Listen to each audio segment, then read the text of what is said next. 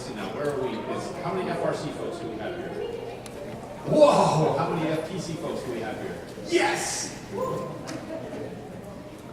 right, cool. And I'm Chris Coonsmall. I'm the head coach for Palo Robotics, team number 8 from Palo Alto, California.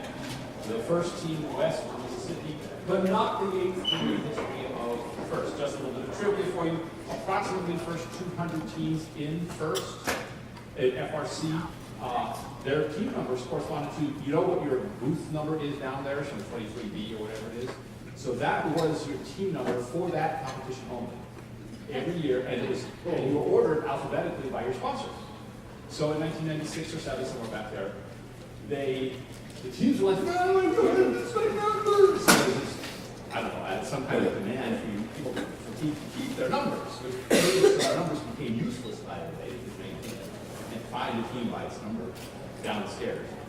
And we were fortunate enough to have like Albertsons Supermarket or something like that as our sponsor.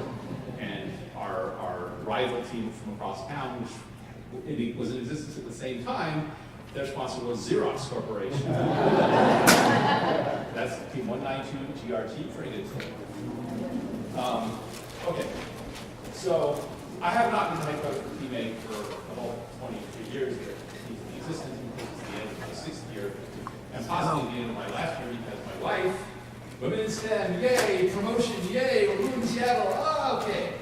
But that's what it is. And so I'm looking forward to joining the Pacific Northwest and keeping a strong connection to my team. We're really interested in sustainability. That's not what this talk is about, not exactly.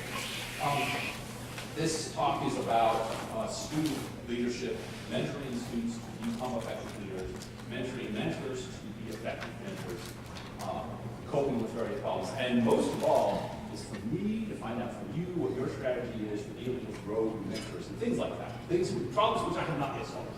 Most of this is about our collective unsolved problems and finding out that everyone has not solved these problems, and you will leave here feeling, he did not solve my problem, but I feel that. So I will try to model the learning. So I have a student, her name is Jennifer Xu. She's our business team captain on Team 8 this year. She's outstanding, amazing. Every good students are Dean's List winner from last year, but you know, they won't be good students every year. And she gave a presentation in Houston on how to run your business team, and I went and I watched it, and she had this great slide which gave her personal credibility. And I said, I don't think that's I learned from Jennifer to do a personal credibility slide. Actually, I had to make 2 because it didn't fit on one slide. So these are things about me individually. I have degrees from fancy universities. I have worked for startup companies. I've been able to say I am a senior research scientist at NASA at one point in time. And I also have a 6th degree black belt in Aikido. I'm the dojo cho of the Aikido Federation headquarter dojo. And I'm on the Pacific Aikido Federation test board, which if you do Aikido, that might be interesting to you, but don't worry about it. And I'm also the head coach for Team 8. But what I'm more proud of is my students. Now this year, one of my students is a Dean's List winner, but she's not one of my robotics team students, but she's one of my computer science students. So I get 2 Dean's List winners, and an international sailbot champion, a Vex Robotics world champion. There's like only 2 kids who are done. I think I'm the wrong way. It's like, one beat the other, therefore they're all check. There's 2 kids on that team, Brian and his brother. Zero Robotics world champion, 2 international math modeling competition winners. The same one, she just won twice, along with her group of other 3 students. There's the Intel Science and Technology Search, National Search. This is like a huge thing. And I have a winner there. And I got the most points in my 4th grade science project.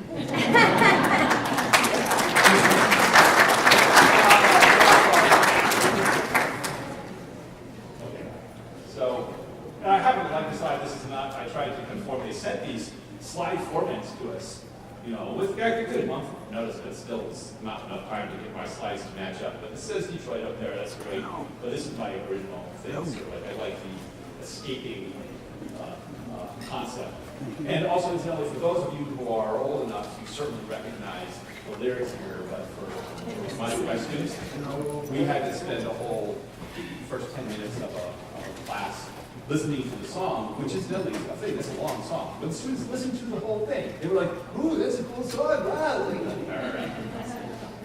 Now, another cool thing about modern life is that your students can, with snap of the fingers, click up a button, you can get them to hear the song. So that's kind of an amazing little thing. But yeah, you got to know when to run away as well as when to run. You can see right both sides. So this talk usually has an audience of people who are working to start a team or newly in the role of leadership for a team. That may or may not be true for this audience. So I need to find that out. Who here would describe themselves as someone who's either your team is very new or you are very new to a leadership role on their team? You raise your hand. Okay, pretty good number. And so I'm going to keep that orientation, but I will cant it also towards people who might have a little bit more experience. Because the issues are much the same, but I will talk a little bit about how, especially the question of failure changes from the time when you begin with the team, you're first establishing the team culture, to what happens when you have a team that's had success, and then failure is actually harder later on. I haven't answered it. I'm looking for input from more experienced people like, okay, now here's how you create failure and yet don't destroy a lot of the rewarding things that give you a chance that you want to have where you don't have failure. So that's complicated.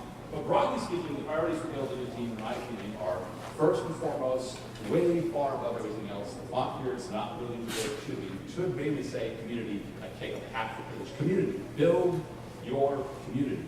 Make it so that you have a group of people who have a common set of values, understand what those values are, and are united around them. If you do that, which is not true, but if you do that, then everything else is taken care of, one way or another.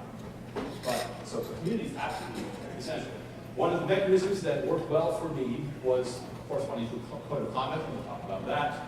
Then we'll talk, like I said, about failure, how creating roles for your students and your mentors can transform motivation and improve the performance of your team. Pally Robotics' teammate believes, whether it's true or not, I don't know, believes that it is the best student-run team in the world. Okay?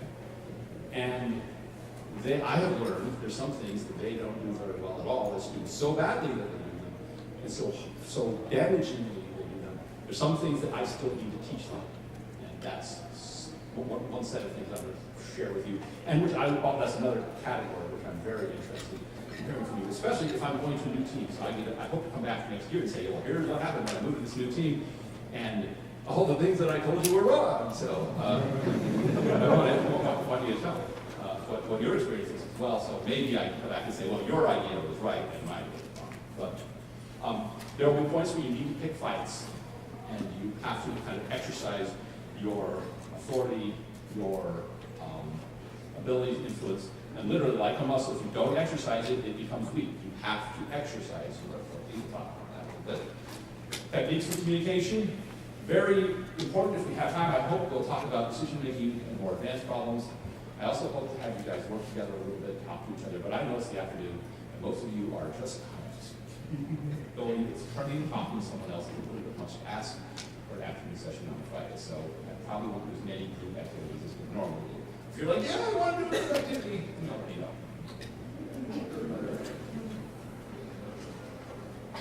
Okay, so first of all, I created this slide, and again, this is the last time I'll apologize for the formatting, but when I created this slide, I pulled two pictures that touched my heart most strongly, and I know these students really well.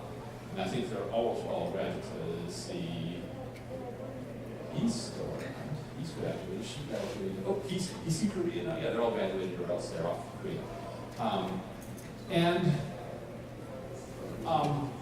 As an after effect, or as a second thought, or as a on a second look, I realized that these pictures, which I was talking about community being only about building community, these pictures are from World Championship experiences.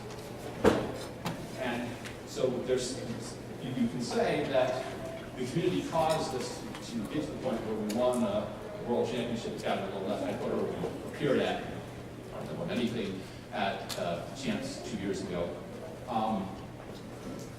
Champs, we were here last week. 2 years ago, we did. But the people there had this community, and it had these results as well, which I wasn't thinking about when I chose those pictures.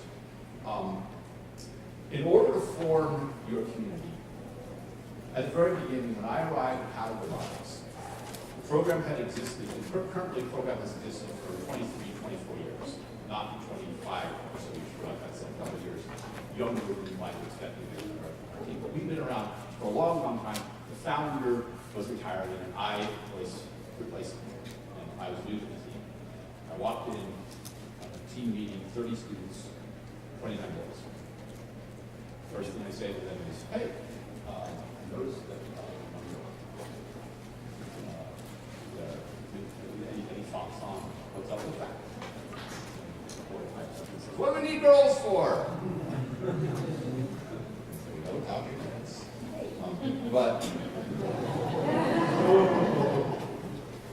But the real challenge is cultural challenge, understanding the value of a diverse set of skills. Not measuring the chromosomes, not measuring the pigmentation, but measuring an actual set of skills. We'll talk about that a little bit later. But to begin with, we had to create an environment where people wouldn't just immediately turn on their heel and walk out of the lab.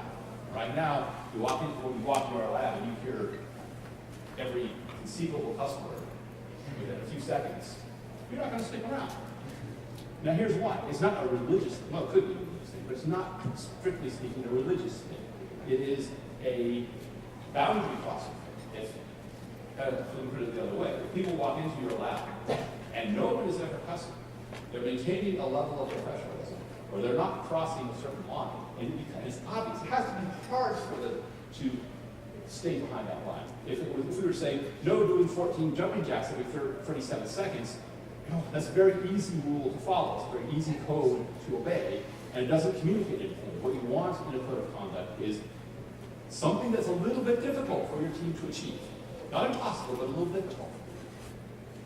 And then people walk in and they will notice, oh, this is a place where people are staying behind this. Yeah, sure, it's an artificial boundary, but it tells them that you're not going to cross other boundaries. So at least the contra-wise is, if you are crossing that boundary, you don't know what other boundaries are going to be crossed. And so we at least establish that at the outset. Excuse me? Yes? Would it be possible just to raise the volume? You want me to raise the volume of this? Is this better? Much better. Okay, I'll have it a little bit closer, sure. Thanks. I typically, people don't typically complain about my wide demeanor, so I try to talk softly, especially physically big. It's good to talk softly. There's enough other stuff going on. But the code of conduct, so there was that one rule that I imposed, said no cussing. But all the rest of the rules, the rest of the code of conduct came from the students, and so let's do we will do a little exercise now. So I would like you to check into the people around you. I want you to create, we'll do row-wise, so everyone in a given row, your job is to come up with a code of conduct. I want 3 rules in your code of conduct for a new hypothetical team that you're going to create, okay? So you have 3 minutes to come up with 3 rules in your code of conduct. Go!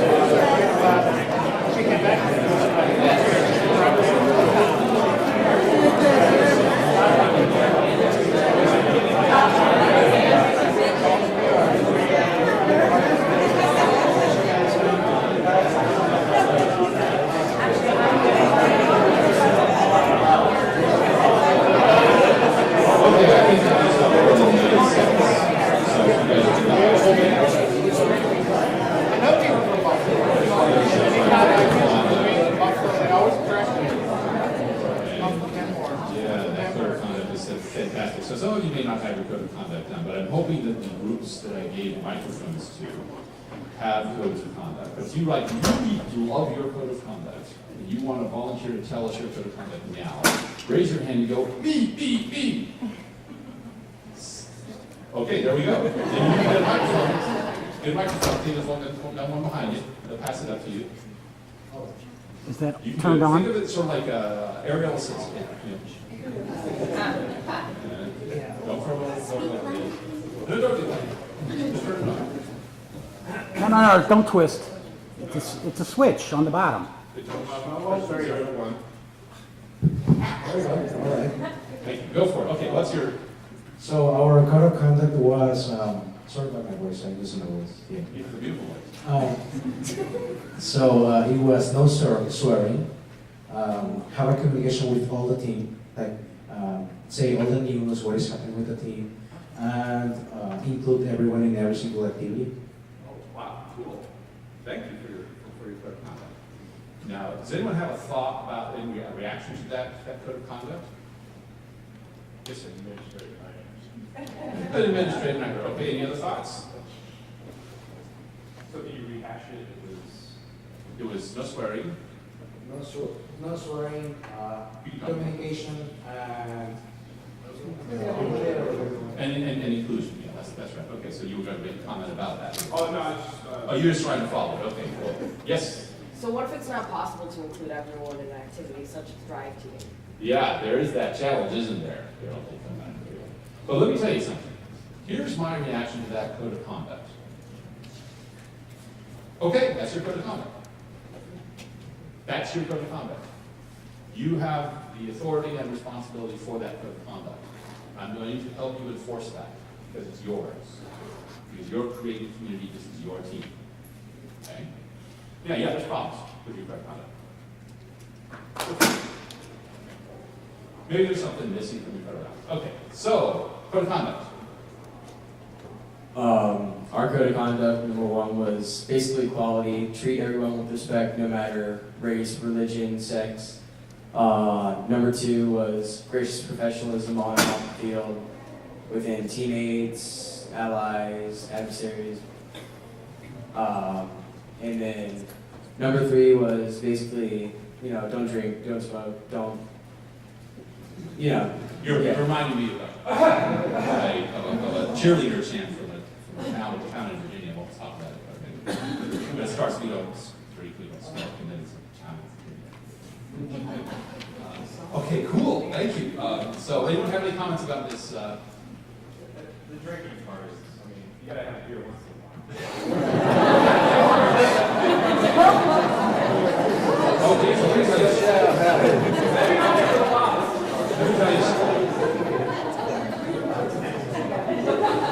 No, I won't say this story. Sorry. Okay, yes. It stays too much on negative. Let's stay on the positive side. Okay, fair enough. Okay, so there's some problems with your code of conduct. But you know what I would have to say about your code of conduct as your head coach? That's your code of conduct.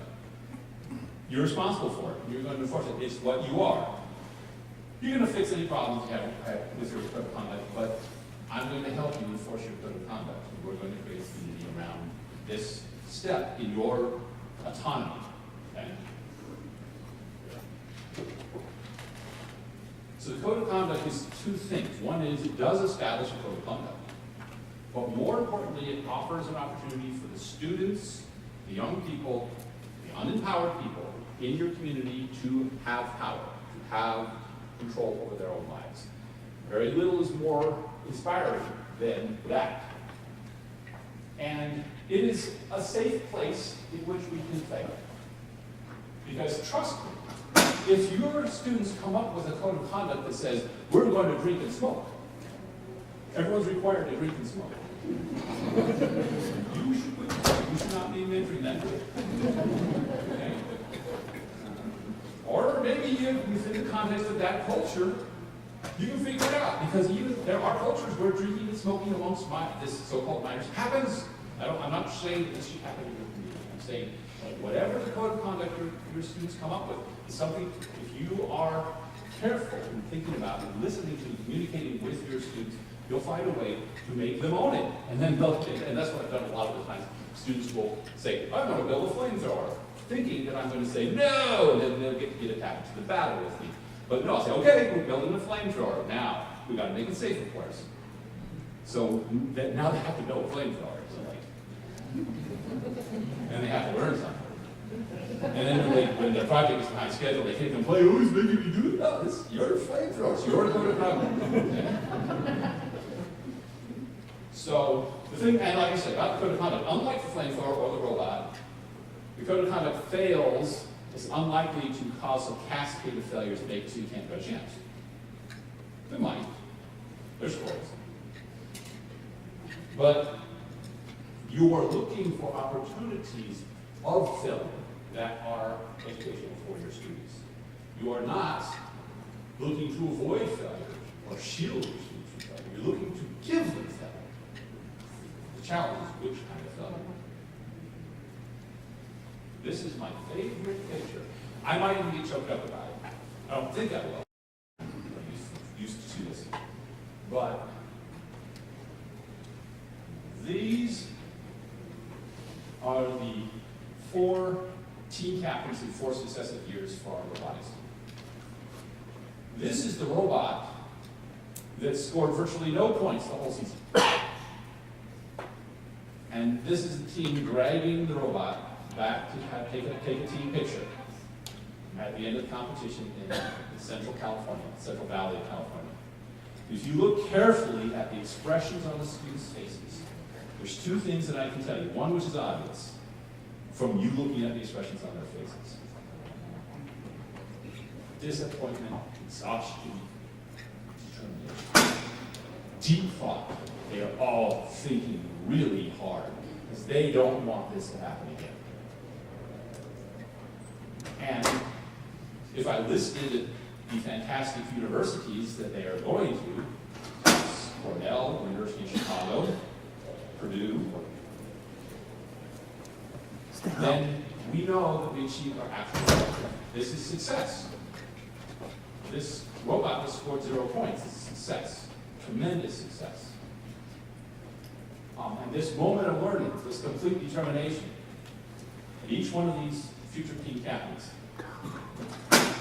3 years ago, 2 years ago, 1 year ago, well, actually, technically he wasn't a team captain, but he was the senior amongst this group.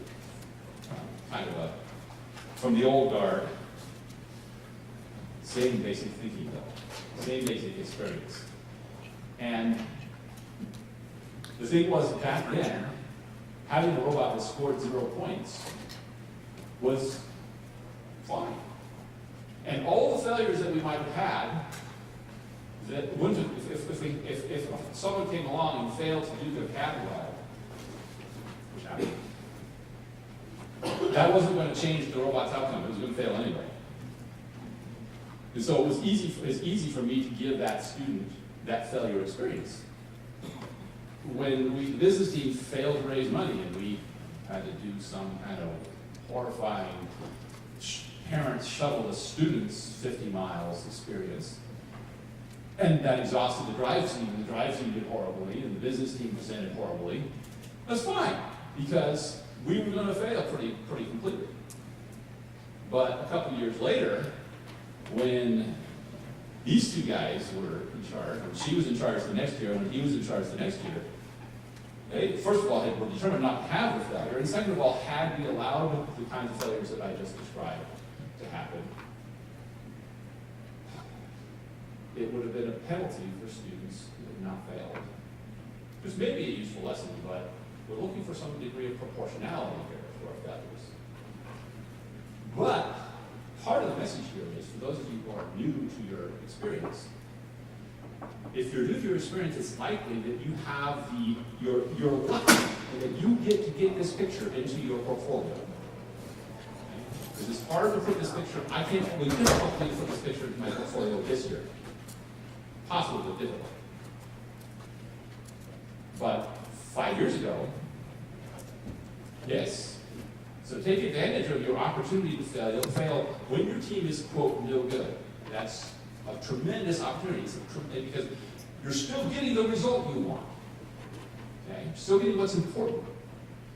My students graduating this year are also going to go to Cornell, University of Chicago, and so on. And they didn't qualify for chance. But they had a world-class robot, and much better robot than this. But like they say, in all the PR, it's true. Really, it's true that you're building a team using the robot. You're not building a robot using the team. So let's see what on this slide, which has just words on it, tell us anything new. And that's the first line, basically what it's talking about, and then this transition you have. And so the challenge that we face, and the thing that I'm looking for from you to help me with, I have some techniques for this, but I would love it if people had some kind of insights. When I have had students who fail, or mentors who fail, they don't seem to learn the lesson, broadly speaking. Sometimes they do, but broadly speaking, they don't learn very much from that failure. What happens is the younger students see that failure, and then they become determined not to repeat it. And they learn from the mistakes of their elders. That's a very valuable thing. But the other component is this idea that of having the failure felt, this desire, I guess it's where's the failure, felt failure, doesn't say it anywhere else, or maybe it's just in my notes, so I have to just talk about it. When I have a student who doesn't deliver on arranging for the hotel reservations for going to a competition, then the entire team feels that failure. That student may think, put the ticket and go party down, they don't feel the failure. So one of the challenges and one of the urges that you will feel within yourself as a leader of your team is you see someone messing up the rest of the team, it makes you angry. Understand it.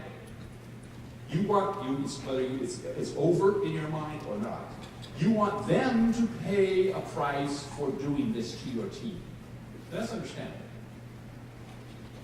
But your rage, and you're acting on the rage based on just that emotional reaction, is not going to deliver the results you want. You have to be able to step back from your anger. When you are angry, that is your body telling you that you have something to teach, and you don't know how to teach it. Because when someone's doing something, someone that doesn't know the Pythagorean theorem, you go, "You're morally inferior, I'm going to kick you off the team because you don't know the Pythagorean theorem, Billy, get out of here." No, you say, "This is the Pythagorean theorem. I'm excited to teach you some pinnacle of human knowledge." Okay? The social and emotional skills that students often are failing in, or the project management skills that students are often failing in, or the time management skills that students are often failing in, they are a representation of a lack of consideration. They are sometimes a representation of sincere, pathological, antisocial behavior, but mostly they are a manifestation of ignorance, of being a teenager, of being the thing that you are here to teach them. And so, don't be disappointed in your own anger, by the way. You're always learning things. But view that as your opportunity to learn. I've got to learn how to teach something right now. I don't even know what it is. I'm angry at students. It's like, I get angry at students for making a mess in the labs. Another water bottle, come on! I'm still working. Okay. Now,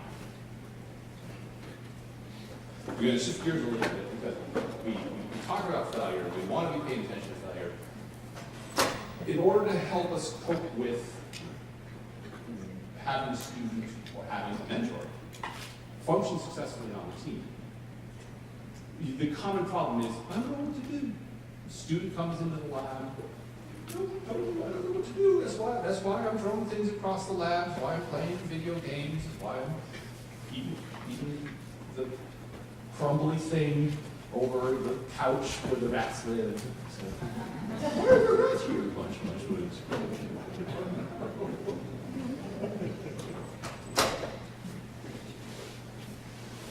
Well, those things can be mitigated if the students know what to do, if the mentors know what to do.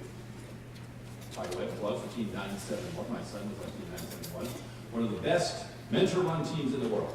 Notice that my son, the son of the coach of the best student-run team in the world, please accept my bravado for what it is. My son, I let my son, I encouraged my son, I required my son to go and be on Team 971. Partly because that was his high school, but also because they were a way better team to be on than when I started Team 8. But they talk about, I talk with Minshu, who's sort of the head mentor for Team 971.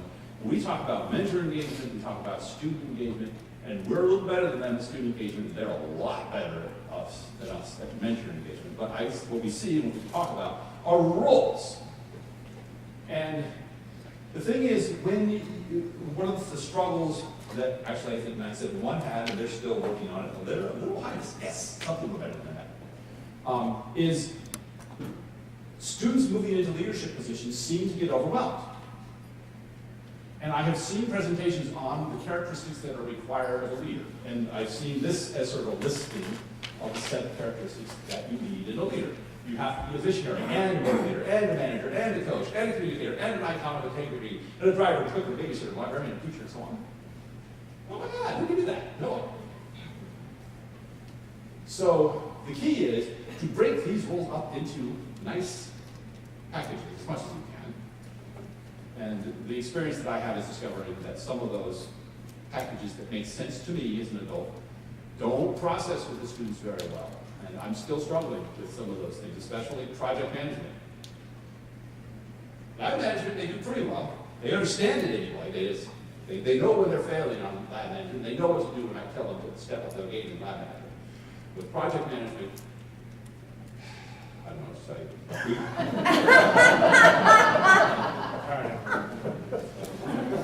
Okay, but, and some of these roles, I put the top two roles as our biggest failures. Okay, this is what we're working on. This is what I'm looking for help on. Is I took award, or if you look at the team's awards, did a little graph of the team's awards for 20 years. You did a little clip over here, Rockwell Control Award, sometime in the history. A little bit, and then boom, last 3 or 4 years, a whole bunch of awards. 90% of those awards are the result of the work primarily of the 2 students who I put into the role of strategic director for their senior years in the last 2 years, and they did not have success. They would tell you that didn't work. There's this challenge of being visionary that high school students have not, the very best high school students I can put into the role have not been able to figure out. I'm not quite sure why. Because here's what I asked them to do. Arrange to have tea with the governor. You're a Dean's List winner. Go have tea with the governor. Oh, can you do that? Yes, you can. Just call the governor's office. You can do it. They will say yes to you. They won't say yes to me. I'm just an old man who wants to go have tea with the governor and get my picture taken. Like, oh, you are a high school STEM girl, amazing. Well, they didn't do it. I know. But that's a role which can and needs to be filled, and we can continue to work on figuring it out. And at least we broke it out, and we found out that was a role. The thing we didn't do by creating the role was discover that this is an area in which we have to learn more. If we didn't break it out and discover that we couldn't do it, at least the way we're doing it, we'd be much further behind than where we are now. Team Blue is a little bit different. It's a role that I created when I saw a student doing it. This is the best thing you can do, I think, in general. I had a student who was he wasn't in any specific role. He was going around kind of just keeping everything going together, giving people a little ice cream and this. And it's like, come on, saying, excuse me, you probably go talk to George. He's looking kind of sad. And he's like, hey, George, what's up? Oh, my parents are divorced. He's like, what? This is the help you out. So, incredibly valuable student, the Team Blue. And in fact, even we have team jackets, and on the back of your jacket, I say, don't put your name thing, and it's a stalker thing, so don't walk them off the airport, don't put your email on the back of your jacket. So the students would put little special things like, we have a student whose her name is Prasanti, and she goes by Pies. She's super full-time. I'm glad they're lovely. And our Team Blue student had blue written on the back. so that was fantastic. Oh, well, we should have, and it was the people who were the team captain, they got a captain because they were very proud of that, so the team captain or senpai or something like that. And so I thought, okay, well, let's make an actual official role called glue. As soon as I did that, the students couldn't do it. They couldn't, so they squeezed through their fingers when they were asked to actually do that role explicitly. So that was an interesting thing to learn about. So team glue is something the students can do until I create the explicit role for team glue. So think about that. But be alert to the fact that you will have students who are in the role of team glue. Try to find your glue. They're very valuable. Project manager and team captain are two roles that students and many adults do not understand the difference between the two roles. I have described the difference between the two roles many times and completely failed to change behavior. I will now describe the two roles and don't really expect any change in the results of your team. But here we go. The project manager does not make decisions. The captain does. Okay? The project manager knows what everyone's job is. The project manager knows what the resources are to do each job, where those resources have been assigned.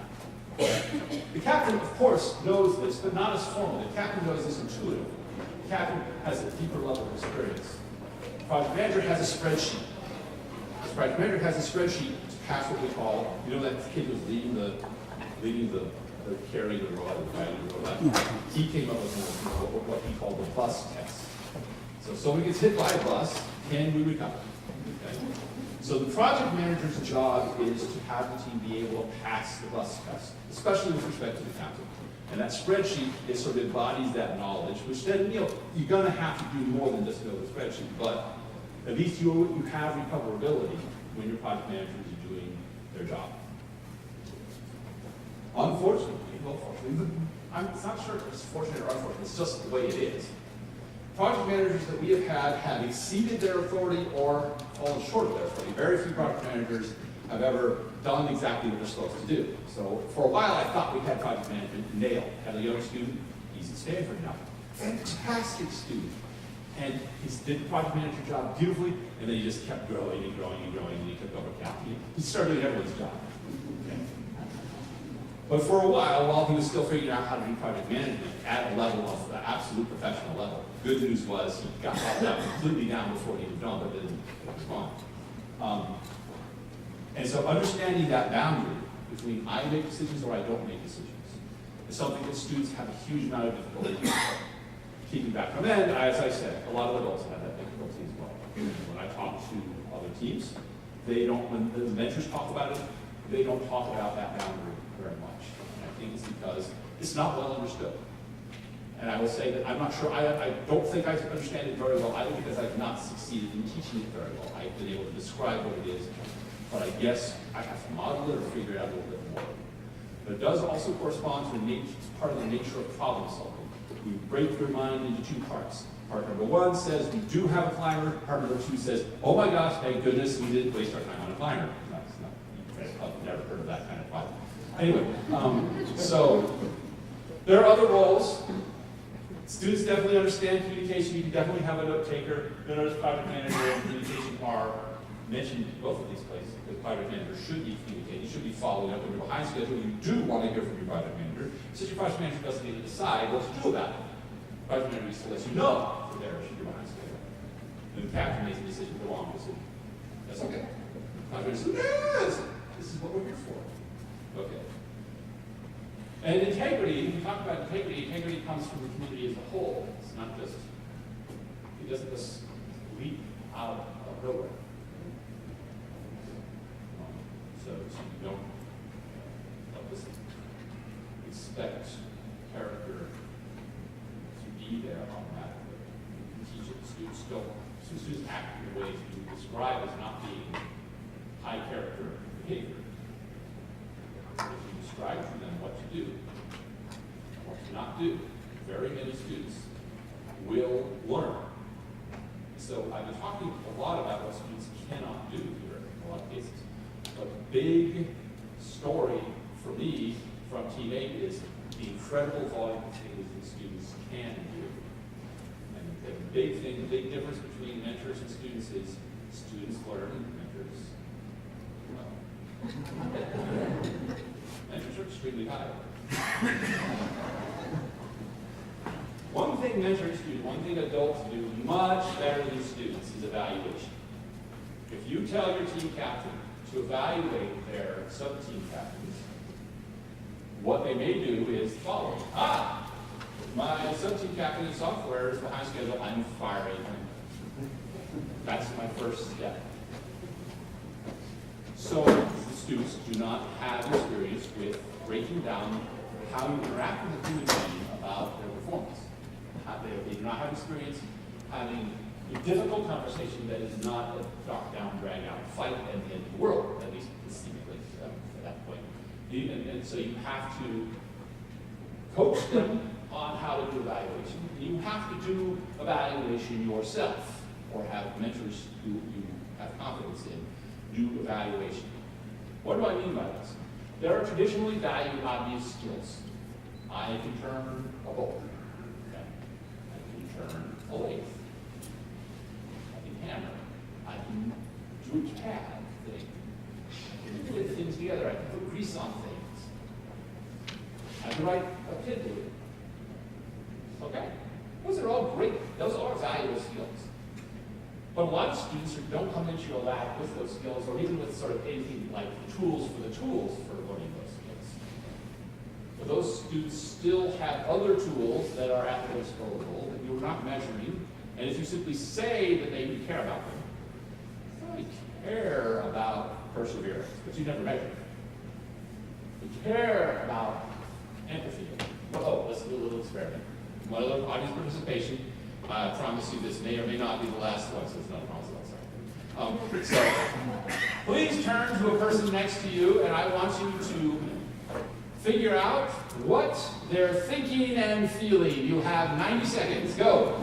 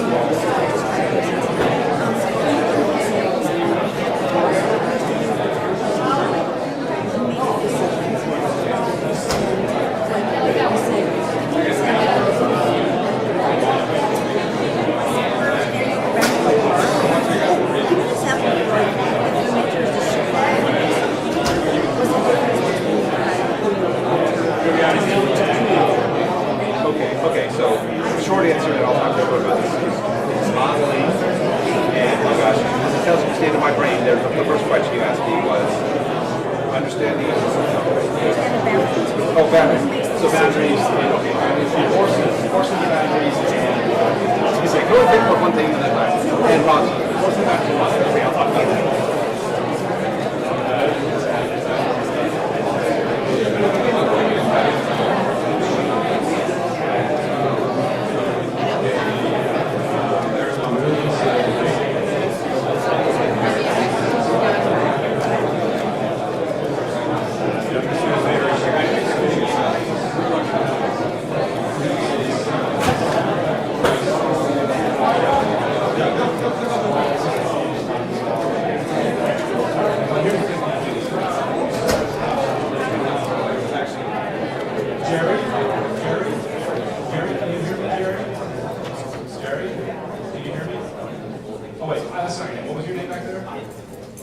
green hat, what's your name?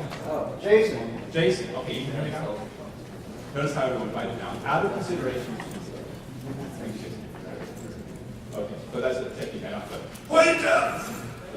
But you get people's empathy going, and they will become a team. Okay, who had not very much success figuring out what the person next to them was thinking and feeling? Any hands up? Yes, sir. I couldn't figure it out. I mean, I don't know his experience. I don't know where he's coming from. He's got a face. I don't know what that is. But where's this person we don't know what they're thinking? Do you mind coming up and being a guinea pig for me?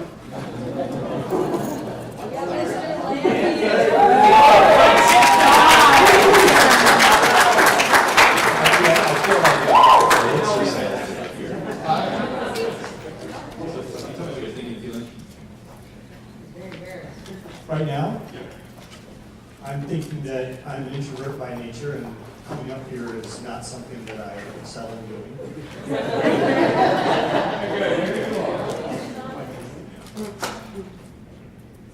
Nervous, a little bit fish out of water, out of place. I don't want you to have a negative experience, so we're going to stop it now while we're at that.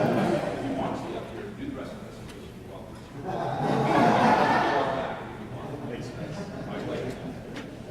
So Tim is an introvert, and he's nervous.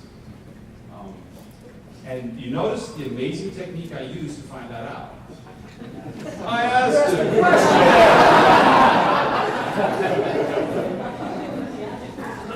So for teenagers, they don't do this. That's like, my mind or minds are one. It sometimes works, I guess. I don't know. But so this is a skill you can measure. We have identified a certain level of success for some people in this room and certain less success for others. I don't have to kick you off the team, but I don't have to kick you off the team if you don't have empathy any more than I have to kick you off the team because you don't know screwdrivers. But if I don't know that you don't know how to exercise empathy, I can't teach you it. I can't anticipate that there will be a problem. And I can't balance my team with students who have skills in empathy as well as skills in mechanical engineering. So I put people on my team who have these skills, and I know that they have these skills because I measure them. I don't measure them perfectly, but guess what? When you try to assess whether or not a student knows how to do mechanical engineering, you don't know for sure whether your assessment was any good either. They're all imperfect assessments. You do what you can do. By the way, there are official mechanisms, official rubrics, for those of you who are teachers and know what the rubric is, and that doesn't give you a heart attack or heartburn. For empathy, there are rubrics for zest, and thinking is something wrong. I think you can measure whether someone is thinking as well. And so those are skills that if you actually measure them, you will have some amount of success. And I'll put this slide up, but first let me talk a little bit about having students do that. Because I thought, okay, I'm going to teach my leaders how to measure empathy. So, 2 years ago, who's my team captain last year? Okay, I guess last year. It's almost 2 years ago. I handed out a printed rubric from the Greater Good Foundation in Berkeley. So the Greater Good Foundation in Berkeley, look it up. Lots of good stuff there. The other side of the report cards, the book, encourage you to read it. It has rubrics in it like this.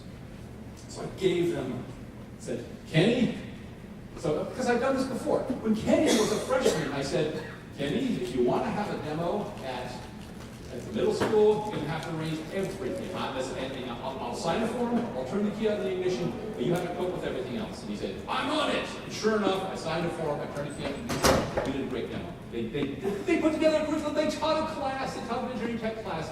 My freshman taught an engineering tech class. So how much level of effort do you think I thought I needed to put in for my senior, my Kenny senior now, who's the captain of the team, said, Kenny, here's a rubric, use it to measure the quality of the students by this measure. Okay? And make it part of your recommendation to me for who should be put on the team. We have, we're oversubscribed team. gotta use this rubric. So I hand it to him and all the leaders. Do they use it? No! They read it, so after that, they come to me and say, oh, this person is the best writer, this person is a fantastic welder. It's like, where's your fantasy rubric? Well, we read it. So I failed. I thought I had done enough. Then I tried harder this most recent year, and I kind of threatened the team and said, well, I'm going to ignore your recommendations if you don't give me some reason for why students have these characteristics. And they didn't quite do as much as I would have hoped. They did a much better job, and actually they came up with some things that were better.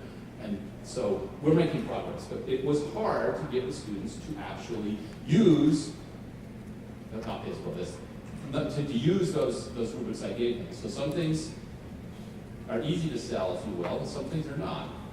And it's worth realizing that, but might not realize it until after the fact. That's okay, that's a failure, you keep working. Here's some basic kinds of examples of assessments. These are not the only assessments you should use, but these are some assessments you can use to find out that a student has some kind of value. By the way, even if you don't think it's important, if you will, if the student can show you that they can juggle, we have a student who's an amazing juggler. We have a juggling club. We have a world champion juggler teacher who has a juggling club. So it's amazing juggling skills. And of course, you'll have artistic students who can sketch a wheel. And you'll realize that they are outstanding designers already compared to many of your designers. You can also ask them more nerdly questions like what's polymorphism. You can ask them that question about how happy do you think I am and see whether or not they can do that. So measure what you value. It sounds like an easy thing, but this, I hope you see that you really have to measure it, not just say that you're going to measure it. Okay. When you have your students running your team, they will make decisions. And hopefully they will make great decisions. And then nobody knows, or only the inner group knows. So this sounds familiar, and very or an inner group will change, or an anonymous entity, or inaction, or ignorance will change a decision, or two simultaneous different decisions will be acted on because no one realized that actually we decided to scrap one of the climber arms. Yes, we had 2 climber arms in our design this year. Guess how many climber arms we ended up with? Got it. We were running by our design captain sometime in mid-January. Said, Brian, how many climber arms? 2. Every next day, how many climber arms? 2. How many climber arms? Mr. Small. He's like, no, but they complained about being overly influential on that decision, but they still didn't realize 0 was if we would have had, never mind. You all have that experience. Okay. So use multiple modes of communication. Have your students, train your students to use multiple modes of communication. Understand these are moving targets. So when I wrote this, email is actually a way to communicate. And Facebook was actually not something which was kind of being, and there's a thing called Slack, which right now I would say is all the rage. Some points I have to get used to the idea. You have to get used to. You blink your eyes and you're going to be old folks standing up here and say, yeah, Slack used to be great. Yeah, I remember when Slack was Now I use these mental probes. I don't understand them. Whatever it is that they're going to have, you have to at least try to keep up, or at least have a connection to the people who are keeping up. And Slack for me, I hope that in my new capacities as up at Lake Washington, I'll still be on Slack and still be connected to my team. When I'm having conversations with people, getting ideas here at Champs, I'm getting questions from back in California, and I'm getting answers, posing questions back to my team. It is a fantastic technique, mechanism. It's worth every penny we pay for more than just the volunteer amount we pay $700 or whatever it is for. And I would pay that out of my own pocket to have Slack. So you should have Slack until it becomes obsolete. What other things? Our art team, we have an art team. There's 5 sub-teams on the team. One of them is the art sub-team, and they make posters, and they make beautiful posters. They're not just second thought, afterthought posters or posters that are carefully designed and put together. It makes a difference. It makes a difference in terms of how the art team feels about itself, how the team feels about itself, how the team is perceived. And it communicates to a certain cohort and a wider community. And if you kind of keep a checklist, I'm going to do all these things. I'm going to put videos up on the web describing the team. So we have year in the rear,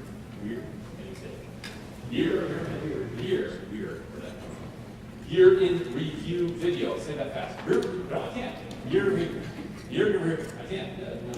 If we can say year in review video, the video part is a little red. One-on-one interviews. So I will do this. I'm fortunate enough I have a little office, and so I'll have people come and we'll have a cup of tea, and with no agenda, but these are all things that you want to do and foster in your students and in your mentors for them to do as well. But also a key component of this is to be predictable. So we have weekly updates in terms of leadership meetings. We have regular newsletters, and they're regular, they're not like the January. Well, you would never have a January newsletter if you were regular or irregular, because that's built. So we can't put out a newsletter. It's built season. Put out a newsletter. You can find someone to do it. And of course, it helps in your communications to understand what you're communicating. Are you communicating the status? The robot burned last night. Okay, that's a status. Notice the decision. We decided to put the fire out. That was a sad decision. Okay, we're going to put out. We're having a debate about whether to put the fire out. Okay, but it's still a notice of a decision. The decision is being made. You might really want to be involved in this timeliness to that. And persuasion. Please bring in a fire extinguisher. So you're trying to persuade, and that can of course fundraising, marketing events, or recruitment, all kinds of things. So understanding what categories of communication you are engaging in helps you craft what you're saying and identify what medium you're in. And you can, more importantly, I'm not asking you to do this yourself. Remember the part about all those roles? You should try not to have any of those roles, except for maybe the one coaching. This is sort of your recipe for communicating how to communicate to your students or maybe your mentors. Do this. You can ask. Did you send an email? I said, what's email? Look, everyone over 50 uses email, all right? So you gotta send an email. They don't look on Facebook, okay? Facebook doesn't open it. Go away.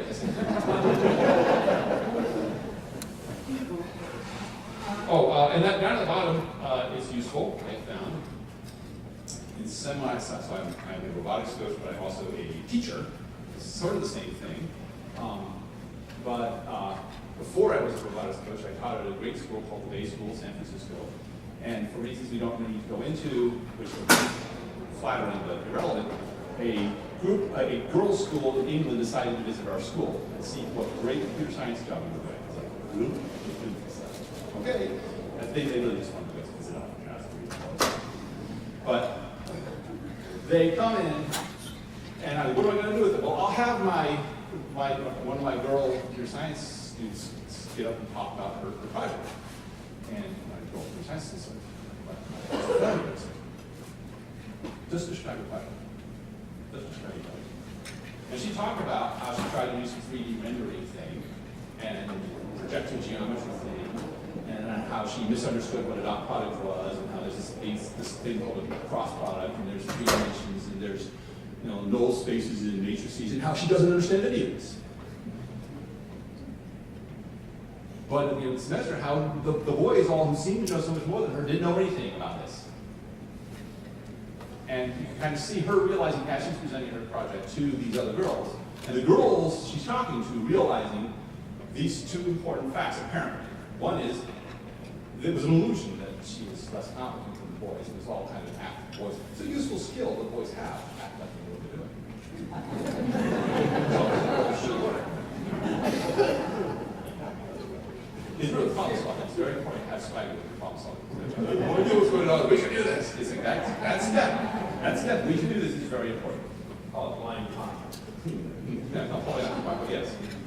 So, and the other thing was the realization that not only was she as smart or as capable, she was better, okay?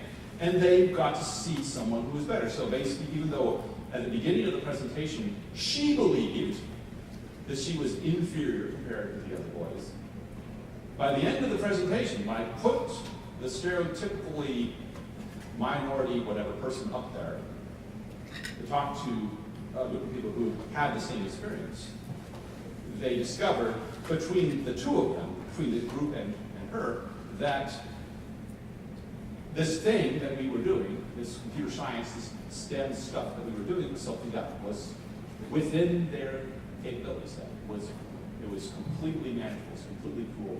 They were fine. And we had not just students from the middle school, from the high school in London, we had girls from my school, the base school in San Francisco, because we only had a few people in computer science. I had 3 girls come to me from my own school wanting to do computer science the next year that day. Would not have approached, we would not have considered it had we not done that presentation. So, formulaically, you want to span stereotypes. I don't want to pay very much attention to chromosomes or pigmentation, but try to put, as long as chromosomes and pigmentation act as an discriminator, get some variety of chromosomes and pigmentation in front of the group of people. But also get your best people out there, regardless of those characteristics. So you want to mirror your audience both in terms of stereotype and skill.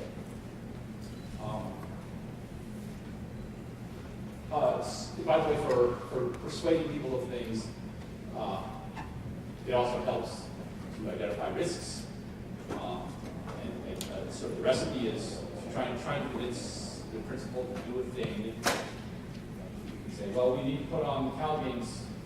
We need to host Cal Games. Cal Games, you've heard this. Cal Games bosses in competition, which may die. We're trying to host it ourselves. We'll see if they're like, oh, it hurts my heart to say this. My current high schools might host it, and we need to try and persuade people to host it. And part of the way of communicating that is to talk about the risks of failure. So use failure that way if you want.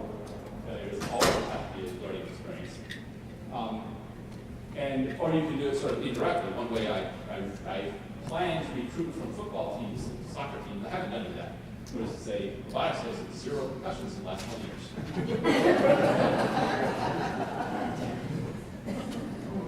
We won't talk about robots, let's talk about batteries. Or the tool flew out of the window, never mind that. Out of the middle. So, another way of persuading people is to provide a service. You do something that helps people meet their pre-existing goals. So for Zero Robotics, won the World Championship, we went to MIT. Part of the sell of that was that you could combine with a trip to colleges and that sort of thing. So you could look for ways of giving people something that they were struggling to get anyway. And again, this is a question of how do you persuade, how do you coach people to do your persuading for you? You aren't necessarily doing the persuading yourself. Now, all of this stuff is predicated upon your team being able to make decisions that are coherent and that they communicate. You can't communicate a decision that doesn't get made. You can't communicate a decision that is made poorly.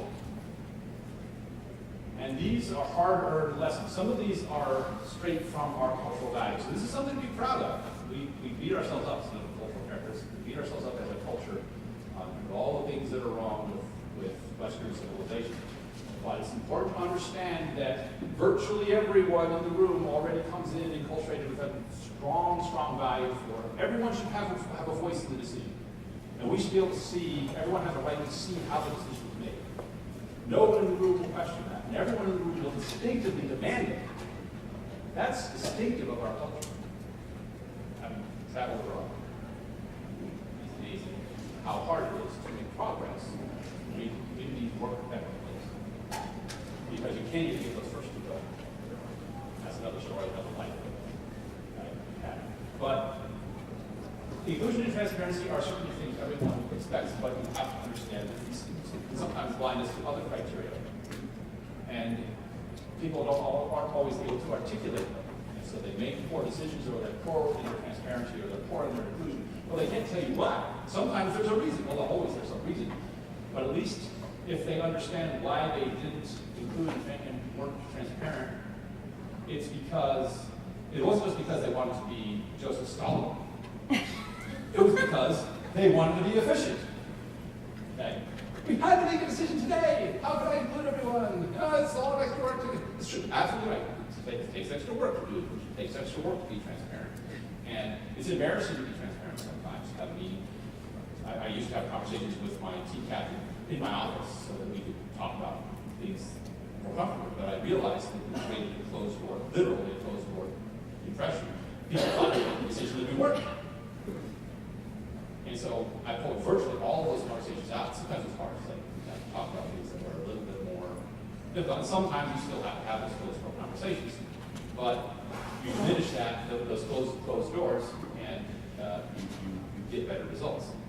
But sometimes you need, that was one of the most challenging moments of my coaching career, was standing in the rain in Madera, California, and our team had just been dropped from its alliance in playoffs, accepting that we weren't.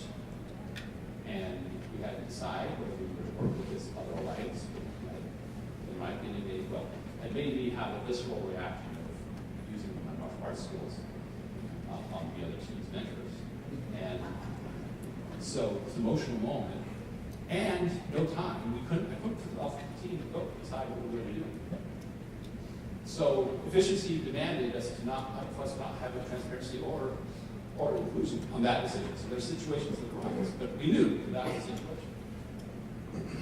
It's good, one way you can manage that is with expectation management, which is slightly different than transparency. You say, let people know. There are going to be times when you're going to have to let the captain or the coach make these decisions. And we can, as you get more experience, you can learn. There'll be times like when we do alliance selection, when we're doing interacting with other teams and hard deadlines, realize that you people in the stands who have been fantastic supporters and doing great scouting are not going to be able to have a voice in the decision of whether to form this alliance or that alliance or this strategy or that strategy just on time. And they will understand that if you manage their expectations, you let them know. It's connected back to those communications. But it's a long-term communications. It's not explaining things after the fact. It's explaining things before the fact, which many times you only learn through experience. Like, oh my gosh, I couldn't explain this. I didn't realize. And for me, part of that is what I'm still working on, what our team is still working on, is because we have high demand teams, we have 150 people apply to be on the team. We're trying to get on top of being able to communicate to people coming on or applying to the team what's going to happen in a way so they are not as rudely upset when they're not put on the team. It's not this, and if you just do cuts and say, okay, the 70 who are not on the team, that's it. That produces side effects and communications and meetings with administrators that can be tiresome. But you can have a handbook, and it helps to know your squeaky wheels. Here's the thing that you as a mentor or as a leader, well, you as a mentor, not as a student, will need to do. It's good for you to do it. You have people who are squeaky wheels. You have people who are, you wish would go away. Shut up and go away. I don't want to hear it. Here's the team handbook. Team handbook sometimes. Well, why don't you make team handbook now? So it's like, you're right, all right, you're right. But you talk to them, you try to talk to them. So the squeaky wheels, you wish, give them the attention that they're asking for. If you can. There may be cases where you have to move past them. But frequently, there are people who are being so-called squeaky wheels are strongly, they're communicating how much they care about the team, how much they want to help. And so pay attention to them, give them that chance. Right, part of expectation management, so discretion then becomes possible when you have done your expectation management reasonably well, or you have developed a reputation for honesty. You can now make decisions behind closed doors, like if a student has alcoholic parents and you keep them on the team, or you do something that seems like a special favor for them. Well, maybe it is, but it's because it's a confidential thing. You can't go to Stanford, oh, Johnny has alcoholic parents, so we're going to do this thing for them. No, you can't do that. Okay? So you have to, sometimes say, we're not going to talk about that. Coach's discretion. And the team then knows. Okay. Fine. I trust coach who's home. And then jurisdiction is a conversation on our team. Who's supposed to make some of that decision? Who decides what? So, coach, we want to go to Hawaii, or we want to go to Israel. Palo Alto is a fantastic, strong Jewish community, and the kids would love to go to Israel regional. It's like, okay, well, guess what? You can't decide that by yourself. That's a community-wide decision. Plus, you're going to probably have to get the broader community involved because it's going to cost a lot. Maybe it's worth it, but you can't decide that by yourself. So you're a student-run team, but you're not going to decide all by yourselves that you're going to Israel. And so there's a conversation that happens, and it's useful to know, at least on our team, the head coach and the team captain have a constant conversation about whose decision is this decision. And I get to decide that. I am the ultimate authority. That's where I'm not a student-run team. But I want a team captain who will just fight me to the end on that. And yeah, people think we don't get along, but it's actually part of the relationship. Okay. It's the effort. So you're tired, all of you are tired. So you're more tired than others. Just like crude oil, some of the parts of you will start boiling before other parts. And you will find in your community you have sort of the same experience. And this is something that I learned. When I was a scientist at NASA, I had a bunch of trusty scientist people working for me. And I could get them to do things by basically carefully neglecting what needed to be done until it got worse and worse and worse. And then they were like, Gooseball, we gotta do this! I will do it. Yeah, we got it, okay. All right, okay, I'll just do it. Thank you for letting me work on it. Yes! You've got to do something. Start to Tuesday. You got to do this thing. Oh, it's not important yet. It's like, oh, and then you end up fighting it. So there's a technique that I have, and I still use, of getting a group to do a thing. But that model assumed everyone start boiling at the same time. Right, Palo Alto students, and we've got to get these reservations done, hotels. We've got 6 months. Problem. We've got 6 weeks. I'm starting to get anxious about it. I make sure this is kind of things. No. How many students are going to be in the room in the hotels? It's like, hotel? Oh, we gotta have a hotel for the competition. So who's in charge? Oh my God! But they don't react that way that quickly. They're kids, so they're like, okay, we'll take care of that, no problem. And then it's like 5 weeks left. I've heard anything. 4 weeks left. I've heard anything. Okay, well, around that point, you start hearing from the parents who are blown on the game gone crazy, especially in Palo Alto. What is going on? So you get this email from the parents, okay, all this firestorm in the parent community about this issue that you've been working, but they're boiling at a different point. You should have been in touch with them. That's what I learned. I had to tell the parents explicitly. This doesn't work perfectly. Yes? I have a question. Well, yeah, I didn't even answer your questions before. So. Oh, that's okay. No, but I should answer those questions as well. Let's hear your question now. Okay. Remember how I forgot the questions one at a time, and then I forgot even that you had questions. That's the first thing you have to remember. I have this much short-term memory going on. Oh, that's okay. So you guys ought to all help me get back on task so I don't have to go down a rabbit hole. Nothing personal about that for right now. But go ahead. So I don't know a lot about robotics, but I'm just trying to learn. So. Oh, but let's get a microphone on you so that. Oh no, that's okay. She's close. No. He's good. Okay, okay, fine. Yeah. So can someone give me an example about if there are kids who want to be drivers, and how do you decision of who can be the driver, and then say they're not, say they are successful that year, and then next year, how does that manifest? Or like how do they? Simon who's not driving. Yeah, like how do you? I can tell you decide? our story. Give me an example. I can give you our story, and then other people want to Okay. put their experiences to. And then you should ask other questions, because they were good questions. I just don't remember that. Okay. What was your name? My name? It's Rose. Rose? Yeah. Cool. You love it? Step over this name, Rose. Drive team. I'll tell you what happens with teammate, because I think we're doing a good job on this. I'm going to go to the last slide.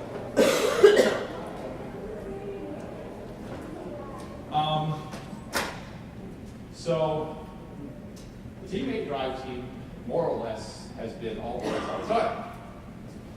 You can attribute some of this to testosterone feeding, interest feeding, muscle growth, and coordination, maybe a little bit. But, so we went back and forth on this, and the students came up with a plan. And I asked them to think about it, deeply and carefully. This is the thing, your students are smarter than you. The only thing that you are better than the students at is thinking ahead because you've made so many mistakes. You know what can go wrong. You also know how things going wrong is not as big a disaster as they think it's going to be sometimes. But, unless you're projecting, never mind. You aren't as smart as them.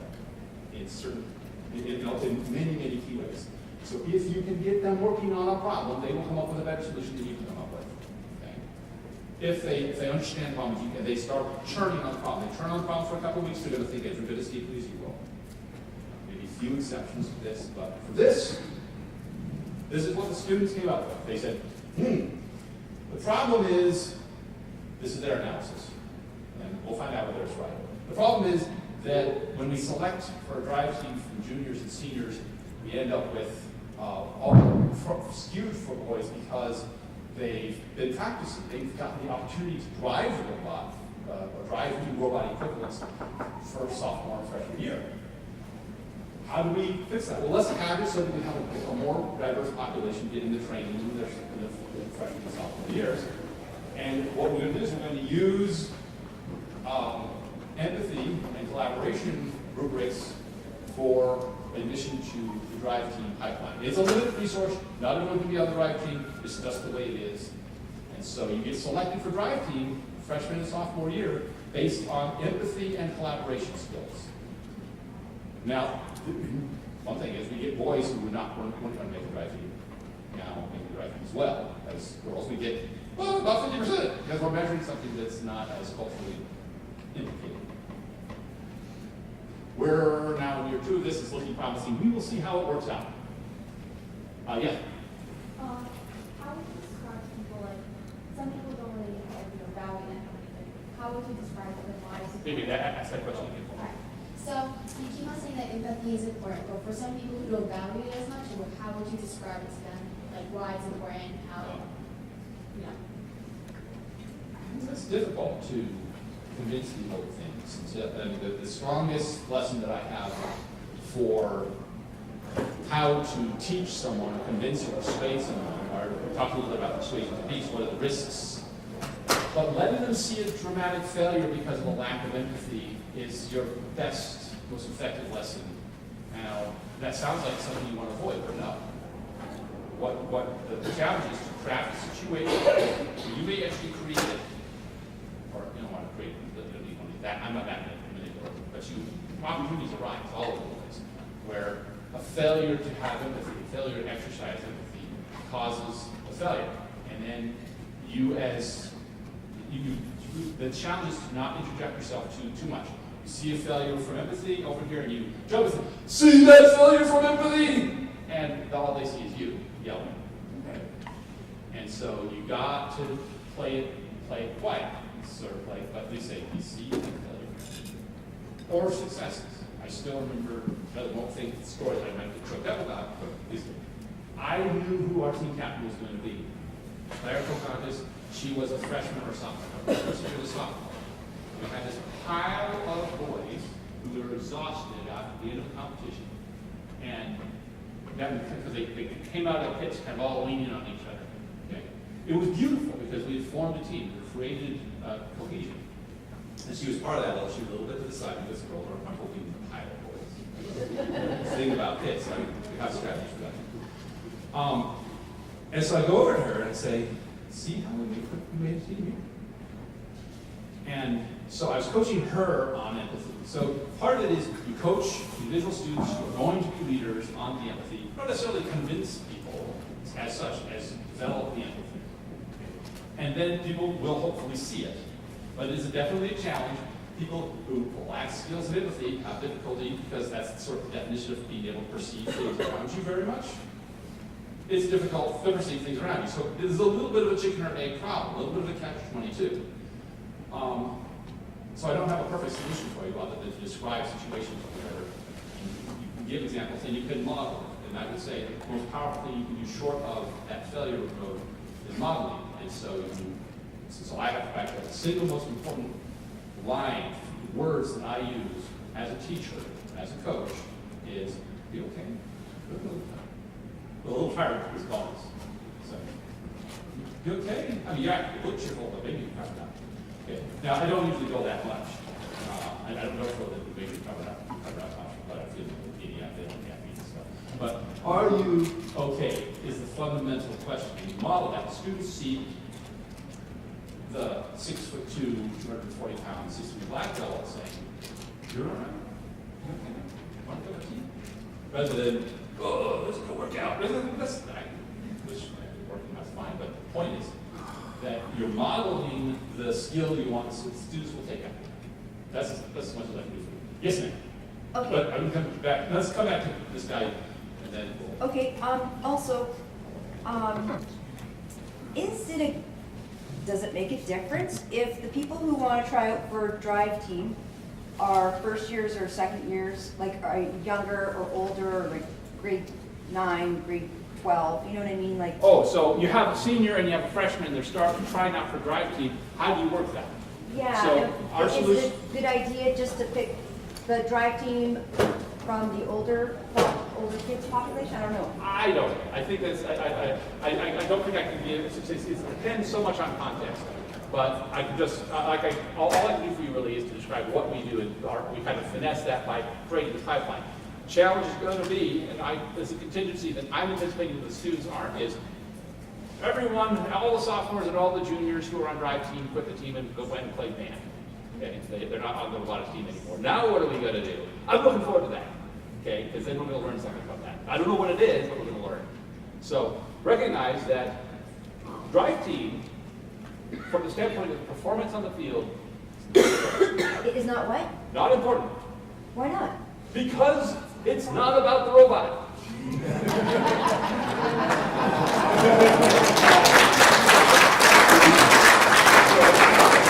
So I hope I'm not coming across as too rude to you. Oh, no. But I get that, but I mean, I guess maybe you've already answered it because you talked about if there's the mentor in your team and if he's already with the team established the values and the expectations, then it would be, easy for the kids to know that, in order to become a driver, I should be doing this, this, and this.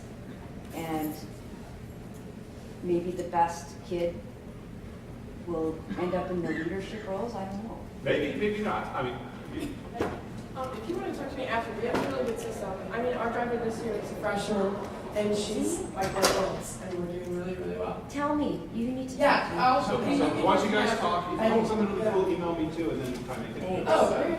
because I think now's a good. I don't think I've seen any resources on drive team selection. So we're doing an experiment. We have a great idea. You're doing something that's working well. So this might be our contribution to humanity is drive team selection creation. You had a question or comment? Yeah, with the learning by experience is obviously a really valuable way to learn, and it seems to be fundamental with your approach to a lot of things. Learning with the hotel, booking a hotel example, at what point is there a threshold, and what is your technique to intervene, coach, mentor, to resolve the problem so that booking a hotel occurs in a reasonable time frame that supports the overall effort of the team? I was going to ask if you like sleeping on the bus.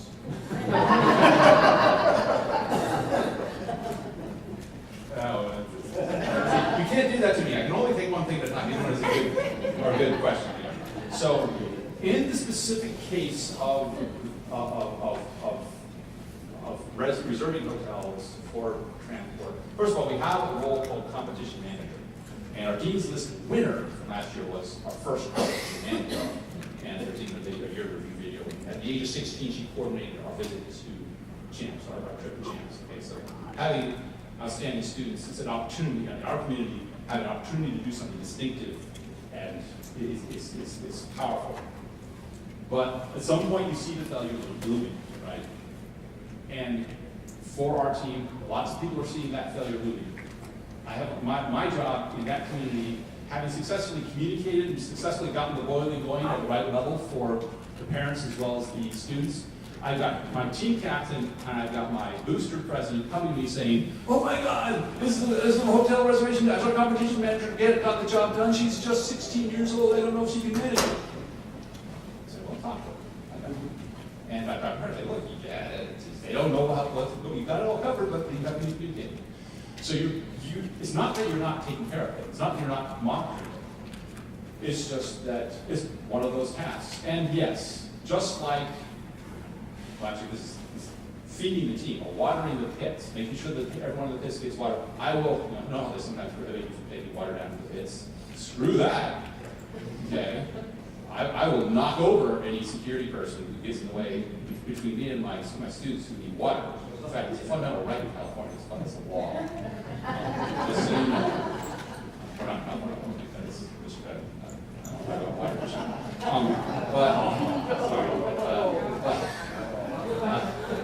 Maybe dairy products, right? So you do have to pay attention to the things, and that's in the category of things you don't want to fail. And I kind of keep that in mind. There's certain things that I absolutely am not going to allow to fail, and I will take care of personally, and I have to be on top of that.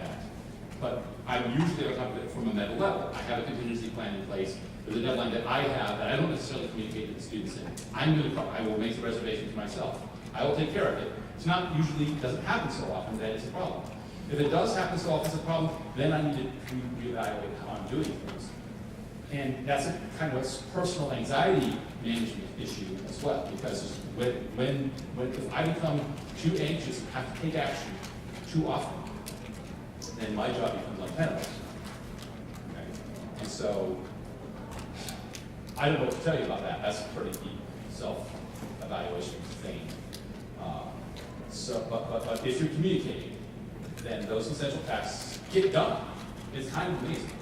And so you don't have to miss it. I'm on a team, and I'm the electrical team lead on our team. Cool. And this year, I think that used to help make this board that we have on our roadmap.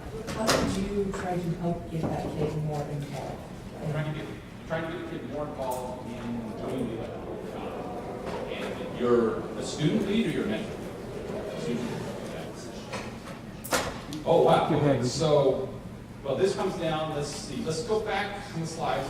But it fundamentally has to do with identifying goals and identifying the tasks for what students do. One thing that happens, the challenge with respect to motivation is shadowing. I said one does this a lot, it's shadowing. But that's taxing, make the student follow you around. They'll wear down and they'll quit very often. But that is an option. So let's see if I have a lovely slide that talks about it that triggers a memory genius. Okay. If I don't have, okay, so the fundamental question is how do you want a student to have focus? So what you want to do is, this sounds easy. Break down the tasks into smaller parts until you have a task that's the size that they can do. Oh my gosh, that's so hard. Okay, but that is what you got to do, or to the extent that you can. And as a student, it is likely that you are still mastering the body of knowledge, and it's going to be difficult for you to do that breakdown. This is an occasion where you want to take initiative to a mentor if you have one, or initiative to a mentor off the site. So use the first resources, and there's Thunder Down Under's call thing, you can call 254 or call me, someone, and get a breakdown of things you can actually have them do. And it's important to understand that when things get too broken down, that there's three things you want when you're doing, in order to have a motivated student. You want autonomy. We talk a lot about autonomy, students having before, but they have to have a certain level of mastery, and they have to have purpose. That last one, purpose, is hard to do if they're trying to just solder a resistor from one place to another. That's their accomplishment for the week. It's hard to see the purpose behind it in the context of with something else. But so that's a challenge. You're going to be able to figure it out. You are tremendously capable. You are the head of the electrical department for team 4236. That's an awesome team. So have confidence in yourself to be able to come up with this. You're going to have to spend some time thinking about it. And that's going to be fun because you love doing electrical stuff, right? And if you can break it down, have it sit down, something's going to work, and they put a part into that, and it worked. Hopefully they'll be on fire. Well, that way. I've changed population, so we talked about this, and people are having questions, which is fine. I need to find out what time it is, because 3 o'clock. Oh, so we're like a half hour from done, right? 25 minutes from done. So we're about where I would hope to be. Another leadership issue is I skipped at Houston and then, no, tell me about splinter teams. Okay, I'll tell you about splinter teams. Team 8 has, well, the Palo Alto has, I would, about 5 or 6 FRC teams in it. Not, I think, within the boundaries for our high school. My claim to one of those Dean's List winners is not on my team. They're a space cookie, but they're my student in my class. So that's how I make a legitimate claim to two Dean's List winners, even though they're not both Team 8 students. Well, the space cookies, team, oh, I don't need the number, 18 something, right? I always get that confused with the citrus circuits number. Space cookies. So the space cookies are, in a sense, a splinter from us because we have, and this is actually a little bit of a challenge. When I arrived, there was some almost downright animosity between Team 8 and the space cookies. I think the attitude was space cookies is stealing all our girls. And you could argue to some extent that's true. We lose a certain number of girls from the pool of candidates to the space cookies. But goodness gracious, there's so many people who want to robotics at this point. We're not losing anyone. And we view them and treat them and operate with them as allies now. But you can lose students to your allies. And we lose students to 971. My son was on 971. It's fantastic to communicate when we send, our students send themselves over 971 because that works for them. That model is fantastic. 1700 is a nearby private school. And there's 2 or 3 other teams that are more community-based, school-based teams that we have students go over to. That happens. And it's not necessarily important. It's important to work to maintain an alliance with you as much as they're willing to be in an alliance with you. There's one team out there which I think they hate me because I cut them all intentionally so that they would form a team and then have a lot of success, and they did, but they're motivated by their hate. But I'm very proud of them because they've done a great job. But we're going to work to make it so that relationship is a strong one. So this is an interesting thing, is the question of how you react to other teams who might view as rivals for your students. Try to view them as allies rather than rivals. And like I said, I selected a group of people to start a new team, but I did a poor job of expectation management with the parents. They found out that they were going to form a new team because I cut them from my team. Communicate with them in advance a little better. To give myself a break, I was like working full out, and it's like I didn't realize. So sometimes you're doing everything you can, and you realize, boy, if I like that, an extra brain, an extra body, I could have taken care of that. And another thing that we do to cope with, fundamentally, one of the problems here is, if you have oversubscription, you have lots and lots of students who want to be in your program, and you have only so much lab space, you have only so many lab hours. Well, what we've done is added a number of smaller teams. We've added a VEX team, Zero Robotics, World Champions, ACSL team, complete failure in terms of performance. That's okay. This is very good for them. My area of college students who think they're so smart. In other words, they're experiencing failure mode. It's really good for them. And programming competitions, they're also similar state where you start off with this abject failure, and this generates But the point is that each one of those sub-teams, ancillary teams, if you will, is sort of a valve for pressure release. Another cause of splintering can happen when you have a struggle for control between mentors. And because I am old, I haven't had that problem.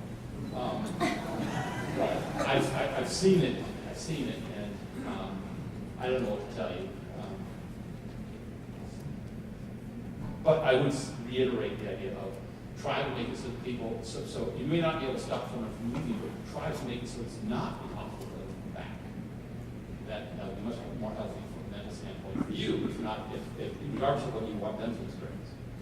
And of course, school funding or sponsorship shifts, your principal will change how things work, or will allow you to have a shared team across 2 schools, and then suddenly you have one team on each school, or half the team died, or something like that. And which reminds me of my I will go to jail moment. So I had a student who was not on Pally Robotics. Okay? He went to a high school that had no robotics team. And I had to cut a lot of people from the team, but I didn't cut him.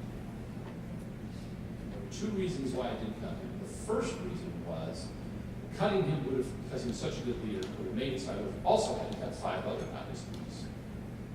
The second reason was I actually paid attention to pigmentation. He was our only Hispanic student. I could not ignore the fact that cutting him would be cutting our one connection into a minority community. But the parents were furious. The parents were furious. This is taxpayer, blah, blah, blah. And so I go to my assistant principal says, Chris, you're going to have to, you can't have him on this. He's not a Pally student. Pally policy this, policy this. And call the police. You're going to have to get out the handcuffs and drag me away in front of the news cameras. If you're going to cut this guy, I'm George Wallace in reverse. I'm going to stand in the schoolhouse door to keep the student in. You see how that sells. They change. No problem. But,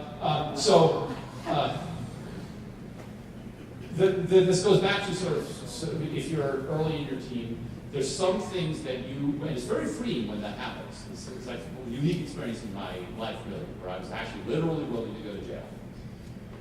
When those moments happen in your life, they're tremendously liberating when you finally realize you're right about something and it's against the policy. Maybe it's even against the law. But, wow, purpose is so amazing. Autonomy is so amazing. Naturally, I knew what I was doing in a sense. So, my advice to you is to treasure those moments and just understand that sometimes when you have splinter teams, that can seem like a disaster, but it can also turn into things that look great on a chairman's presentation. It's like, we created 14 teams. They all hate us. But they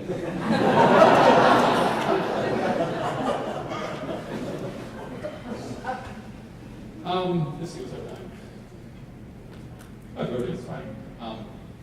So, broadly speaking, there's 2 kinds of mentors. There's teammate parents, and there's 971 parents. That's a joke, okay.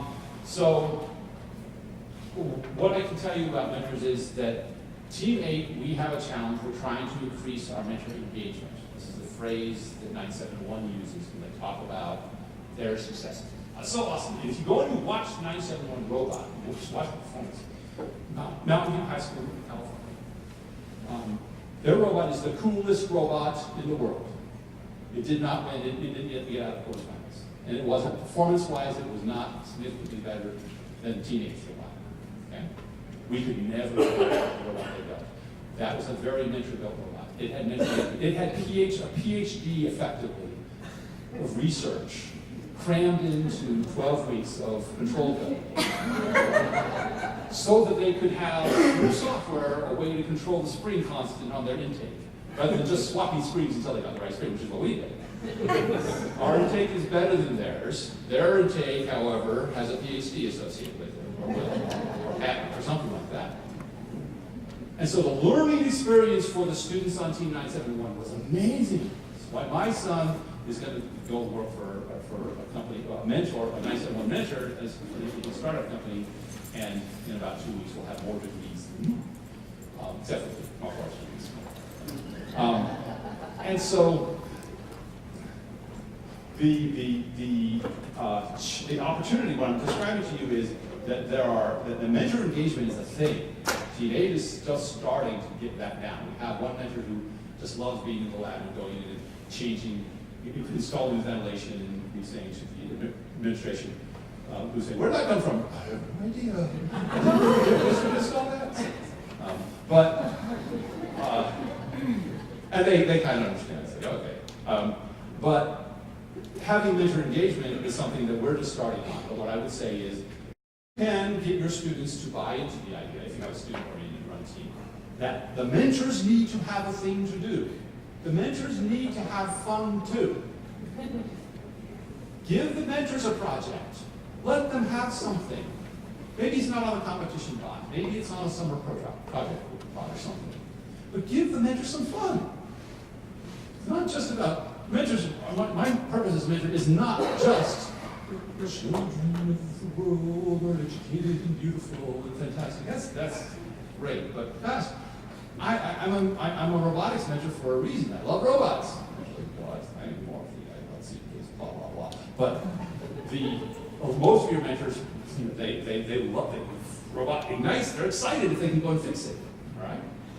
So give your mentors a chance to have fun as well. But sometimes having a mentor who's just reading the book is all you can get. Don't try to make a pig fly. But the other thing is sometimes they have tried stuff. They had just mentors come in and say, okay, you need a design team. You need to do design separate from build. And our students were, oh, build your door, no problem. It's like, the mentor's like, oh, they're not listening to me. They complain, fight. 2 years later, two things were the case. One, the mentor had quit out of frustration. Two, teammate had a world-class design team. Okay, we learned our lesson from the mentor, but the mentor had given up anyway. What's up with that? I don't know. But all I can say is perseverance. Let them understand that the team is listening, but they're just not necessarily learning at the rate that they were hoping for.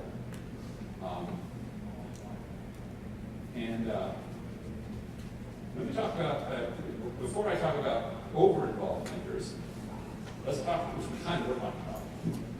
Let me give you the 4 most important sentences I use as a mentor or a teacher. This is often in terms of interacting with demands on resources, of my own personal resources to support the team, or demands on the team. Things, you should do this. Okay? Or they won't necessarily be so clear, the same I'm saying. As a teacher, not necessarily a robotics specialist, Johnny's really loves computer science. Johnny loves computer science. If he doesn't today, Johnny's not going to get into Cornell. Oh dear. So, these 4 lines all work in that context. One is, are you okay? Okay. And you get parents in your office, you're crying, and they'll have something else. We have people from Vietnam. They are remembering, they're kind of having a flashback from where they had to hit 3 home runs in a row just to survive. And they're projecting that onto their kids who were born up to their bigs. Okay? You know, the kids don't need those home runs. But they still think, I felt that, I didn't realize it until my own kid didn't get into my team. And I felt like it was a disaster because it got me out of Kansas, it got me going around. But my son doesn't need that. But it sure felt like it was a disaster, even though it made no rational sense. So asking if people are okay has never failed me. The other thing is, people aren't actually coming out and asking you for what it is that they want you to do, because it's illegitimate, or they don't know what they want. So you can ask, what can I do for you, to help crystallize what it is that you can do for them, because you hopefully do want to help people who come to you with issues or concerns. But if you're not finding out what you can do for them, what they're proposing to do for you, there's no way you can do anything for them. And all you're doing is spending a lot of time talking to people who concerns, which can become a bit taxing. Of course, sometimes people do say something which is like, well, if you could write an assessment, a 2-page assessment every 3 days for Johnny, that would really help him understand how to learn. That would be ideal. But Can't do it all. Okay? The team should, we should powder cook the robot like 254. That would be ideal.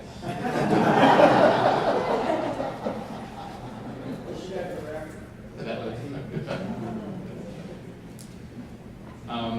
And finally, since there's you finally are given up, you're ready to cuss the person out. So like, we're gonna do powder coating. We're gonna do powder coating over the weekend. I don't know what to tell you.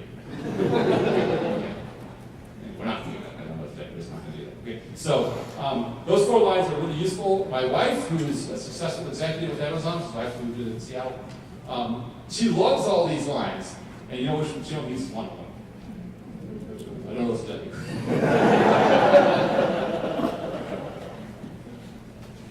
Or she says, I don't know what to tell you.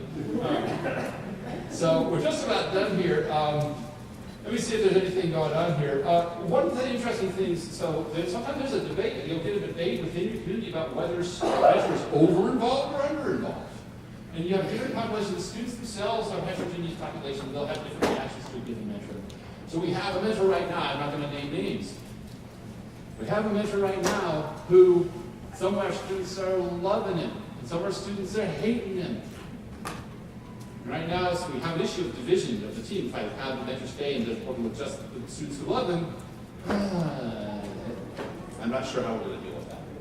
But at least it helps to talk to students. I know that this is an issue. I know that the students feel this way because I've asked them, how do you feel about this mentor? And they will tell me. Frequently, these divisions happen along gender lines. Here's the situation. I'll tell you a little story. We were at Cheesy Champs. You guys know what Cheesy Champs is? So it's a competition on the West Coast, similar to IRI. If you've heard of IRI, if you've never heard of that, is during the summer, there are off-season robotics competitions where they invite super good teams, sometimes it's even more competitive than championships, even better competitive than IRI. It was our first time we'd been invited to Cheesy Champs. It was the first year for Cheesy Champs. So all these world-class teams and us. Okay? And our robots get knocked around, and it's like, oh my God, we're barely able to keep it together, literally. And we're in a match, and we're going to be in the same alliance as 971, my son's team. Now, my son's not on the team anymore, but I know them real well. They're like family to me. And I'm standing there, and it's looking down the hallway, and I see the Shu brothers walking down. They're from 971. They're walking down the aisle. They're going to help us. And I'm like, oh boy, okay, this is going to be interesting. What I should do at one level is I should go and say, guys, student-run team, you got to leave them alone, let them handle it. It might fail completely. If you lose the match, sorry, that's what it's about. My call. They would respect that. But they were. They came up to me and said, Mr. Kuzma, can we talk to your team? I said, yep.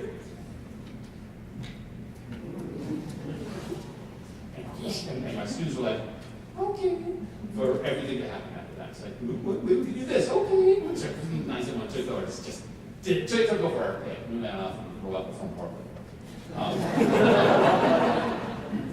So we did a debrief. I asked the students, okay, so I'm really proud of the fact that we had like 4 or 5 girls and 4 or 5 boys involved in this event, this activity, this takeover. And so I asked them, okay, so this happened. Who feels grateful that the Team 971 came and did this with us? And all the boys' hands go up. Who feels like you had your autonomy taken away from you? Who feels like you were shut down? It's all the girls' hands go up. Wow. I'm not going to try and editorialize further than that. That's just the data. You should have that data so that you can make more useful decisions. And if you have advice on that, that's great. But You know, so being aware of that was useful, and I let the 971 guys go by because, first of all, I trusted them that they would not go past a certain plan because they are extremely professional. But I also just didn't know what was going to happen. I wanted to find out. Nobody's going to find out until I let it happen. When you have a mentor, just like when you're coaching a student, how to do this, and she went away. You want to get a student to do a thing. You want to be recognized as the authority. You are the electrical head. You are the team captain. You have to plan. Don't avoid conflict all the time. You have to plan to exercise your authority. There was a time when I was working for NASA. We had this big contract coming up. And I was the guy in charge of the West Coast, and there was a guy in charge of the East Coast, and in charge of everything, so he's above me. Boy, cultural conflict, East Coast, West Coast. And my team was like, they were furious with me. They couldn't stand it. They said, we're going to go back to California. I'm like, I try to strike a balance. East Coast guys are hating me. My team's like demanding that I fix the world. We didn't solve the problem. The conflict didn't really go away. It was inefficient, horror story kind of thing. But there was a key moment where it could have gotten way worse. Where the East Coast guy said to me, here's some pencils for you to sharpen. Okay, so I'm the head of this NASA research, best computer scientists in the world. I'm in charge of these guys. In fact, one of the confusions was my boss's boss was on my team. So East Coast people couldn't understand that you could have this interest management thing where I was in charge of this team, even though normally he's in charge of the guy in charge of me. The East Coast guys were like, what? And so he gave me these pencils to sharpen. And so at that point, he was basically offering me the opportunity to rebel against his authority or to recognize his authority. And so for all the flaws that I knew he had, for all the desire that I had to jam these pencils somewhere, I recognized it for what it was, and I went and sharpened the damn pencils. Okay? My team saw me do that. He was a little better off. He recognized that I had done what he asked me to do, even though it was demeaning. And we did pencil sharpening that way, so it's all good. And my team kind of understood a little bit as well. So what I learned from that was, even though you're the total jerk going on there, you still ask for someone to sharpen the pencils, try to come up with something better than that, okay? But understand that the purpose of that exercise was not particularly to get the pencils sharpened, but to exercise his authority so it became stronger. So that find out whether or not it's recognized. Get it out in the open. It's also the case that for mentors, I can have mentors offer specific tutorials in specific areas. That structure can help. Don't just say, come on in the lab, the students will ask you a question. Teach a tutorial on turning on the lathe. Also, set lab hours. You have this over-involved mentor. You wish they didn't interact with other part of the team. Make some lab hours, but they can't come in. 2 ways to make that happen. They can't come in because their schedule isn't up. They can't come in because you can't come in. Exercise your authority. That's one way to do it. Okay, and our time is still 3 minutes. But that's it. So you have stuck it out. And I really enjoyed your energy and your contributions. If you have any questions or anything like that, I'm happy to come on. But I can just sense people are ready to go because it's Friday.